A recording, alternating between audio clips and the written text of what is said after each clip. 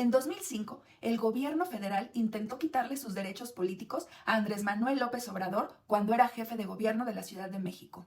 Su buen desempeño en el puesto lo llevó a ganarse la confianza de los ciudadanos y le trajo mucha popularidad, al grado de que encabezaba todas las encuestas rumbo a la elección presidencial del 2006. En ese momento, el presidente era Vicente Fox, y la popularidad de AMLO representaba una amenaza evidente para la continuidad del PRIAN en el poder.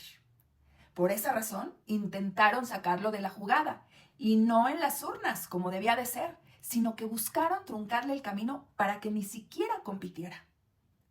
El proceso del desafuero involucró a la Procuraduría General de la República, a la Cámara de Diputados y a la Suprema Corte de Justicia de la Nación. No, hombre. Hicieron de todo para acusarlo de un supuesto desacato por, ¿qué creen? Por abrir un camino de menos de 200 metros en un predio llamado El Encino en Santa Fe, que dicho sea de paso, iba a servir para comunicar la avenida Vasco de Quiroga con el hospital ABC. Pero a los poderosos poco les importan las razones cuando sus intereses se ven afectados. Y no me refiero al camino en el predio El Encino, sino al miedo. No, hombre, ¿qué digo miedo? Al terror que les daba que un candidato incómodo llegara a la presidencia y rompiera con el modelo que los había favorecido durante años. Pero lo más importante no fue lo que pasó en las cúpulas del poder, sino lo que pasó abajo, en las calles, con el pueblo. Porque la respuesta de la gente fue algo que quienes no lo vivieron difícilmente pueden dimensionarlo. En abril de 2005, más de 1 millón de personas salimos a las calles de la Ciudad de México a protestar ante la injusticia que estaba a punto de llevarse a cabo con AMLO.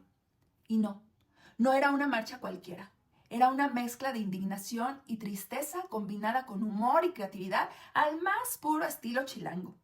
La gente llevaba sus cartulinas con frases como "Todos somos López", "Vamos a triunfar desaforadamente", "Todos tienen fuero, lo que no tienen es vergüenza", y así por el estilo. Había un ambiente entre el enojo y la alegría de descubrir que éramos muchos más de los que nosotros mismos imaginábamos.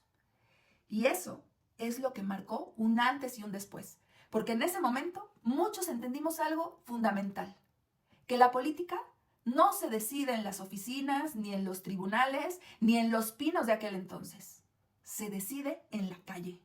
Y así fue como el desafuero que buscaba frenar a un hombre terminó despertándonos a millones. Ese día nació algo más grande que un candidato. Nació un movimiento, uno que con el tiempo cambiaría la historia política del país. El desafuero sí se votó, sí avanzó y lograron desaforar a AMLO. Pero al final, el gobierno de Vicente Fox no se atrevió a meterlo a la cárcel, porque como dicen en mi pueblo, el miedo no anda en burro. Y la presión social en ese momento era demasiada y el costo político enorme.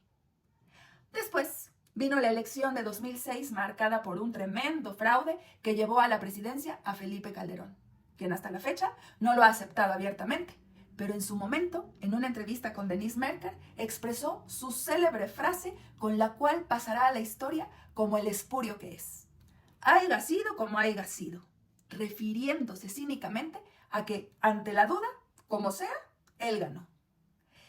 Y con él vino lo que el propio comandante Borolas llamó su guerra contra el marco, con N, y con ella una de las etapas más violentas de nuestra historia reciente y de la cual seguimos sufriendo las consecuencias, o como dijera el mismo Felipillo, los daños colaterales.